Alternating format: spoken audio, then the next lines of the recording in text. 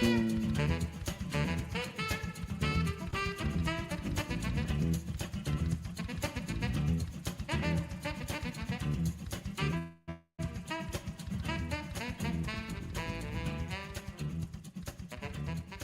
to our Friday live stream this week in cannabis news, powered by Dutchie, for Friday, September 19th, 2025. Each Friday at 10 a.m. Eastern, we deliver an overview of this week's cannabis news. It's quick, it's comprehensive, and it sends you into the weekend as a more informed cannabis professional. And it's all made possible by our friends at Dutchie. Connect with Dutchie through the link in the show notes. Now, let's get to it. Adult use cannabis sales began this week in Minnesota, just over 2 years since Minnesota Governor Tim Walz signed legalization into law. Vireo Growth, which is based in Minneapolis, began selling to consumers under its Green Goods brand on Tuesday, while Green Thumb Industries kicked off sales in 5 of its Rise locations on Wednesday and will phase in the rest of its locations by early October. We have more on this story coming up at the end of the program with a conversation with Jason Tarasek from Vicente LLP, who is based in the Twin Cities. Edible Brands, the parent company of Edible Arrangements, is expanding its hemp-derived THC marketplace, edibles.com, to cover more than 65% of the U.S., with direct shipping to legal states and same-day delivery in North Carolina, Florida, Georgia, and Texas. The platform will feature top gummy brands, which will sound familiar, including Wana, Wild, and Kiva, giving it one of the largest consumer footprints in the hemp THC market. The Rhode Island Cannabis Control Commission last week opened applications for 24 new recreational cannabis retail licenses statewide. The licenses will be divided among 6 geographic zones, and the application window will close on December 29th. To Ohio, where Ohio is quietly shaping up to be one massive cannabis market. The state, which legalized medical cannabis in 2019 and launched consumer sales in August of last year, has sold over $2.2 billion worth of cannabis, according to the Ohio DCC. And let's stay in Ohio because that's where this week's Lit Alerts insights come from. We know in most mature cannabis markets, pre-rolls are one category gaining market share, but pre-rolls weren't available to Ohio consumers until this summer. After looking at the first roughly 30 days of Ohio pre-roll sales data, Lit Alerts shared an early brand movers, the one-sided production availability, and the out-of-the-gate pricing with our readers at Cultivated. Ohio heavyweights Buckeye Relief, Fireland Scientific, Certified, Aura, and Pure Ohio Wellness have moved first alongside MSO Truliev's RO brand. According to Lit Alerts, pricing has started modestly, with an average 1-gram single costing $13 retail list, while a 5-pack of 0.5-gram pre-rolls is averaging $37.97. And Fuse products are making early noise, already accounting for approximately 15% of pre-roll sales. You can subscribe to our daily newsletter to get exclusive market insights from Lit Alerts each week that are only available to Cultivated readers. And finally, one good thing. Wanda James, the first black woman owner of a legal adult use dispensary, announced she is running for Congress in Colorado. 3 years ago, she scored her first electoral victory when she won the race to fill an open slot on the University of Colorado Board of Regents. So good luck, Regent James. Now, I want to share a conversation I had earlier this week with Jason Tarasek from Vicente LLP about the legalization and sales going live in Minnesota. So hang tight for this conversation with Jason Tarasek, recorded on Wednesday this week. Jason Tarasek from Vicente LLP, thanks for joining us. It's a big week in the Midwest. Yeah, Jay, the day has come. Adult use cannabis sales have launched in Minnesota. Finally. It sounds like, so they launched earlier this week. We were younger when we first had a conversation about Minnesota adult use cannabis, weren't we? Yeah, I still had hair. It wasn't that long ago, but it was a long and winding road. I swear, I think you said maybe last year it was going to be last summer, but now it's quasi-fall 2025. Better late than never. Like, maybe it's too early to say how's it going, but like, what is the lay of the land right now in Minnesota? Yeah, I keep calling 2025 the soft launch of the Minnesota market. I think the real launch will be 2026. Okay. So yesterday and today, our current medical cannabis providers, Vireo and GTI, have begun selling adult use cannabis products in their network of medical cannabis dispensaries throughout the state. And then one additional dispensary opened in Duluth, operated by the gentleman Josh Wilkins Simon, who operates the Legacy Cup. He operated, or I should say, he opened his Legacy Cannabis dispensary in Duluth. So pretty exciting day. I started on this 7 years ago, pushing for this. So it was very gratifying to see some dispensaries opening at long last. Yeah, it is always a long and winding road. I guess unless you're Missouri, sort of had a pretty rapid rollout from election to adult use, but they were one of the few.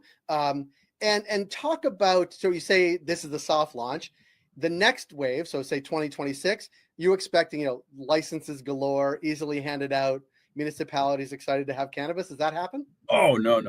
I believe you have misinterpreted my remarks, Mr. Rosenthal. So I'm calling it the soft launch because the only folks who have, well, not the only, but among the only folks who have actually been growing weed for a while are tribal nations and the medical providers. So it was easy for the medical providers to just turn it on, turn the sign around and say, hey, this is adult use now. Right. And as I understand it, Legacy Cannabis in Duluth is selling cannabis from the White Earth Nation. So it was a bit of a trick to get the tribal metric system to talk to the Office of Cannabis Metric Management regulatory system. So you can imagine, for anyone who's dealt with metric before, getting the two metric systems to communicate together. I mean, this is not a program to bad send metric. another man to the moon first, We're not bad mouthing metric here. Not at all, but it's complicated, right? It's I mean, challenging. We've never had to do this before, where you got two regulatory systems interacting, and so there were a bit of a few hiccups there. But yeah, once the other state licensed cultivators actually have some time to grow plants, and turn it into product, yes, I then envision the hard launch in 2026, and we'll be fully operational, and there will be weed for sale absolutely everywhere. Can I ask you a question? And this is it's definitely too soon to tell, but I want you to prognosticate. Minnesota was one of the first, and not only, but first states to have readily available THC hemp-derived beverages in lots and lots of places, Total Wine and other places, breweries, restaurant menus, all those things. Do you think that opens the door to new customers to say, oh, I like THC. I've been buying these THC beverages in a lot of places. Now I'm going to go into sort of the regulated cannabis space? Or should we be thinking about this as really two very different things, sort of relatively low dose beverages in one category, and the other is like proper sort of regulated cannabis dispensary model in the other? Well, it's too soon to tell. Jay, that's a great question. I will be interested to see how many consumers stay in the hemp lane and how many jump over into the adult use lane. I think a lot of people will just stay in the lane they're comfortable in. Because a lot of folks are perfectly comfortable walking into a liquor store and buying a THC beverage, and would be very uncomfortable walking into a dispensary. But I don't know. We've never tried this experiment before, where you have this robust hemp-derived THC program that's had 3 years of runway prior to the sales of adult use cannabis. I obviously the distinguishing feature is that the smokables are only on the adult use side. So your probably more traditional cannabis consumers will obviously be going to dispensaries. But I think, maybe some suburban moms will stick to the THC beverages. But our Vicente's projections are still that this is going to be a $1.5 billion market in Minnesota, including the cannabis and the hemp sales. And yeah, the hemp sales would be a big portion of that, but there's plenty of money to be made on the adult use side. It is interesting, and it has been a relatively long road, but are the operators excited to be opening? I mean, that's too obviously they are, but is there renewed excitement that things are finally off the ground? Licenses will be executed. There will be product on the shelves. Certainly, stores open is a big milestone, but stores open and at scale and products on the shelves could be a ways off, it sounds like. Yeah, 100%. I mean, I think we are seeing reality collide with these sort of idealistic notions behind this statute. And I think a lot of folks who were able to get a micro business with $500 in a pulse are now realizing, oh gosh, this is incredibly difficult and incredibly expensive. And, I posted on LinkedIn that I've become an unofficial broker for sales of licenses, because a lot of these folks, especially with the micro businesses, they can't pull this off. It just is incredibly difficult. And so you were seeing folks, I want to be nice to the micro business folks, but more sophisticated operators kind of step in to lend a hand, or maybe in some cases just purchase a license and launch it on their own. So the free market is doing its thing. The bigger players, I think, have an advantage, especially if you've operated in other states before, but there will certainly be room for the craft cannabis model that this whole statute was built around, to allow our smaller operators, and frankly, the legacy cannabis dispensaries, Exhibit A. Josh Wilkins-Simon was a proponent right by my side with legalization, and I think, he and others who crafted this statute will certainly have a place in this market moving forward. Jason, can I shift gears for a second? Because it seems, this is a leading question that I know the answer to. You're usually not in the location you are. You're usually either in your office or your home office. Mm-hmm. You appear to be in a hotel room. Tell us where you are right now. It's funny. I'm in Madison, Wisconsin. Okay. In college, I lived at 440 West Wash, which is 2 blocks down the street from me. I'm in a hotel near the Capitol to talk about what may be happening with medical cannabis here in Wisconsin. Remains to be seen exactly how much traction we have, but I think it's fair to say we have a better chance this year than any other year to get something done. And,